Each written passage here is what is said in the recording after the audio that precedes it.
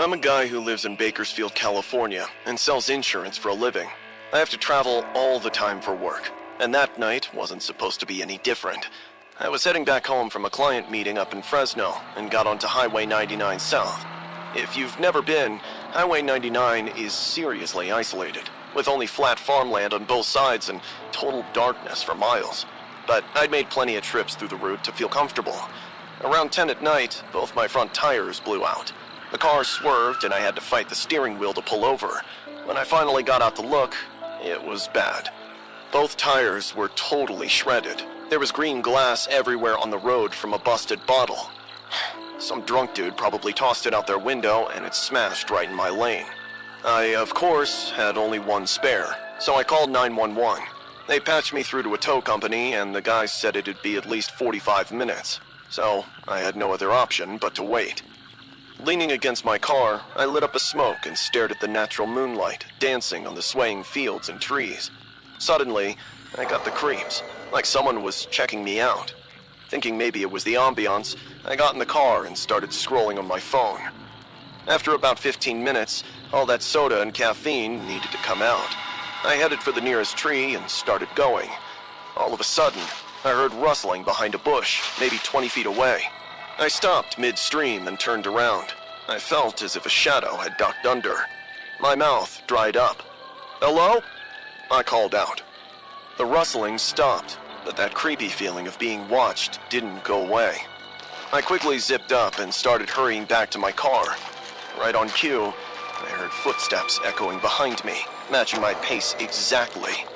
I stopped and turned around. The road was empty in either direction. As I sped up, the footsteps quickened too. I sprinted to my car, yanked the door open, jumped in, and locked all the doors. I sat there, breathing hard with my heart pounding in my chest. I scanned the dark surroundings through the window, but everything seemed normal. I waited with my heart in my mouth for someone to jump on my car, smash the window, and attack me. After 10 minutes, nothing happened. I began to relax, laughing at my own foolishness. It was probably just an animal, maybe a coyote. I realized I still had to pee. I hadn't finished, and the fear had only made it worse. I looked around one more time before I opened the door. This time, I stayed close to the car, walking to a different tree right next to the road where I could see everything. I stood under the tree and one last time took a good look at my surroundings. The road was completely empty. No cars, no sign of the creepy guy. I sighed in relief and unzipped my jeans to empty my bladder. I had just begun to pee when I felt a cold shiver at the back of my neck like something bad was about to happen. Suddenly, a chuckle echoed from somewhere above. I froze and slowly looked up. A man was crouched on a thick branch directly above me, maybe 8 feet up. He looked insane, with buzz-cut hair, bulging out eyes, and strands of wires hanging straight from his skull. It was horrifying, because once I noticed closely, I realized the wires were sewn inside his head intentionally. His hands were scarred too. He was grinning like a clown, as if all of this weirdness was funny to him. As we locked eyes, his smile widened. He opened his mouth and let out an ear-splitting, inhuman scream. I stumbled backward and hit the pavement hard. My knees scraped, and my forehead cracked against the concrete with blood running into my eyes. But adrenaline kicked in. I hurriedly scrambled up and limped back to the car. By the time I got in, the blood had soaked through my shirt. I didn't care. I slammed the door, locked it, and fumbled for something to wipe the blood. I found a napkin and pressed it on my head. Outside, he was crawling down from the tree like a spider, chuckling. When he reached the ground, he stood still as a statue without blinking. My fingers curled around my phone. I had to dial 911, but I was so shaken I couldn't punch the keys or look away. My heart was hammering in my chest as I waited for him to come get me, but he didn't move an inch. I don't know how much time had passed before headlights flooded down the highway and a tow truck honked, making me jump out of my skin. The truck pulled up behind my car, and the driver got out. He was a big guy in overalls who looked normal and safe. "You the guy with the blown tires?" he called out. I nodded, still trembling, and pointed a shaky, bloodied finger where the man had stood. "What?" the tow guy grumbled. When I looked at where the man had been standing, the space was empty. He... I sobbed, shaking my head. You okay? You're bleeding. I nodded again, unable to form words. He helped me with the first aid, hurriedly hooked up my car and loaded it on the flatbed. I rode in the truck with him and kept looking out the window for that man, those wires, and that face. I never saw him, and never told the driver what happened. He wouldn't have believed me anyway. It has been a few months, and I have avoided driving alone at night, especially on empty highways, because I know he's still out there with the wires hiding in trees and waiting for the next stranded driver who is stupid enough to get out of their car. I'm from Tacoma, and I've lived in the same neighborhood long enough that walking home alone at 11 at night wasn't something I even thought twice about. The night it happened, I was at my friend Jenna's house. We were studying for the next day's history test and lost track of time. My parents knew where I was, so I wasn't worried. Besides, I'd probably done those 8 blocks 100 times. The first few blocks were fine. I was mostly alone on the road with a couple of strays, but everything felt as it should be until I turned into Spruce Street and spotted this old man. He was standing under a flickering streetlight, hunched over in a dirty jacket with stains all down the front, and he was coughing so hard his whole body was shaking with the impact. Figuring he could be a sick hobo, I kept walking. I was only some feet away from him when he bent over and spat on the sidewalk. Even from 20 feet away, I could see it was dark and thick against the concrete and smell the awful copper. I put my head down and walked faster. I wasn't going to look at him. I was just going to get past him and keep going. But I did look. I don't know why, and when I glanced up, he was already staring right at me with this huge, shady smile that shook me to the bone. I could see blood on his teeth that was dripping off his chin, and his tongue was the color of grass. I got past him as casually as I could manage and turned onto Oak Street. I kept walking. I told myself he was just some sick homeless guy and it was fine. Suddenly, I heard footsteps behind me, as if someone was dragging themselves. I looked back, and it was him. My breathing picked up. He was still smiling and bleeding, and he was following me at this steady pace that wasn't catching up but wasn't falling back either. My heart started hammering. I turned onto Maple Street and sped up, but the footsteps stayed the same. I kept looking over my shoulder, and he kept walking closer. Now, he was maybe 15 feet behind me. Hey, why are you following me? I stopped and turned. My voice came out smaller than I meant it to. He stopped walking and stood there swaying a little. I thought you were leading me. He coughed again and laughed at the same time, making a horrible, wet, choking sound. Before I could react, he stepped closer and whispered, "Back to where you left me." I could only think of turning and bolting the fastest I could. My backpack slammed against me, and my lungs burned, but I didn't stop. I could still hear him behind me. I'd gotten so turned around I didn't even know which direction my house was anymore. Right then, my foot caught a crack in the pavement, and I went down hard on both hands. The skin on my knee sliced up, and blood oozed out of the wound. It took me a second to catch my breath. Everything hurt, and I couldn't see straight from crying. When I got up and looked back, he was there, maybe 15 feet away. He had stopped running now, and he was walking toward me. I kept going, even though my knee was killing me. Panicked, I looked around and I realized where I was. Mrs. Whitmore's house was 2 doors down from mine. I crawled to her door and started pounding on it. Mr. Whitmore opened it, looking confused and worried. "Maya?" I spun around and pointed at the street behind me. There's a man following me. He's right there. He's been following me for 5 blocks and he won't stop. When Mr. Whitmore peeked over my shoulder, the street was empty, except for the parked cars and the streetlights. "There's no one there, honey." He was right there. He said something about me leaving him somewhere. I swear he was right behind me the whole way. They brought me inside. Mrs. Whitmore got me some water and a Band-Aid, but I couldn't stop shaking. When my dad came to pick me up, Mr. Whitmore explained what happened. My dad figured I'd just scared myself over some homeless guy and kept saying I was safe now, that it was okay. But when we were walking back to our house, I saw the footprints on the sidewalk.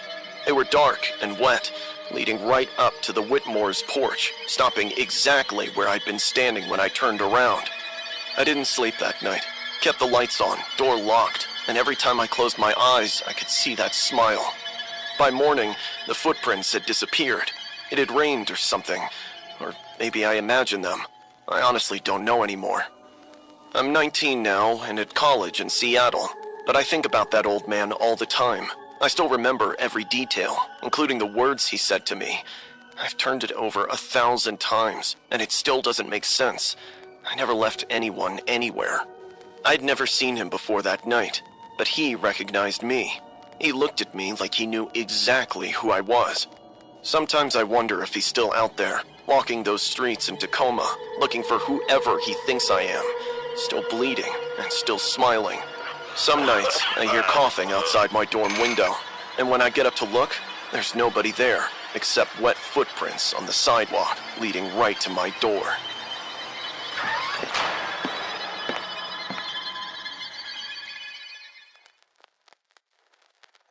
I'm Nathan from Olympia, Washington, and this happened when I was 11, so like 5 years ago, but I still remember everything like it was yesterday. It was summer, and I spent all afternoon at the park near my house. My mom let me go by myself because she could literally see the park from our kitchen window. I was on the swings and climbing stuff with 2 other kids from my neighborhood. Around 5, I bid them goodbye and started walking home. Along the way, I got a chocolate ice cream with rainbow sprinkles from the truck. I was walking and eating it, being happy about life, until suddenly, the clouds burst and started pouring like crazy. Within seconds, I got completely soaked through. I ducked under this huge cedar tree and stood there, watching my ice cream turn to soup. The rain was drumming hard against the leaves above me. Suddenly, my eyes fell on this woman across the street who was standing out there in the downpour without any cover. The weird thing was, she wasn't trying to get dry or anything. I wiped my face and looked closer. Her hair was all wet and stuck to her face. Her clothes were drenched and sticking to her body in this really weird way. And she wasn't shivering, even when the rain could really crush any other soul in her place. As I blinked, our eyes met, and she flashed me this unusually wide smile that showed me the whole inside of her mouth. I gulped and looked away because it was freaking me out, and tried to focus on my ice cream instead. I told myself she was just some random lady, and it was fine. When I looked back, she had vanished. I looked around, but couldn't see her anywhere. Suddenly, I saw her peeking out from behind a tree. I couldn't see her body, but her head was dangling out, and she was still smiling. I took a step back, and she ducked behind the tree, only to peek out again like we were 2 friends playing peekaboo. My skin crawled, and my heart started pounding. She kept hiding and peeking out.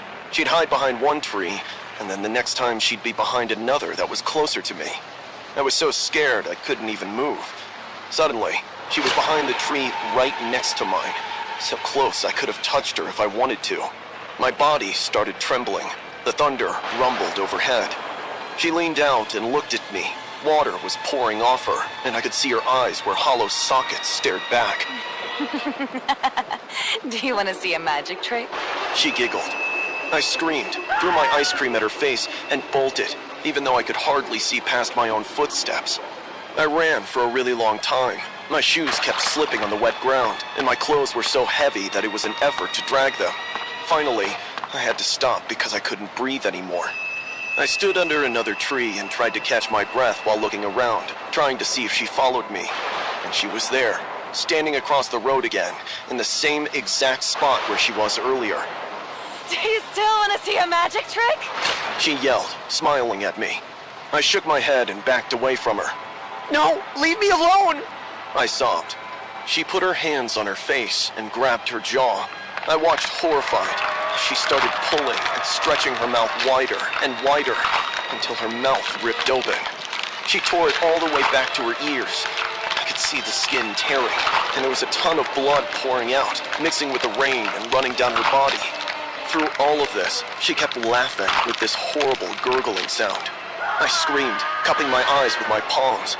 I watched her creep closer, playing with her jaw before everything went black.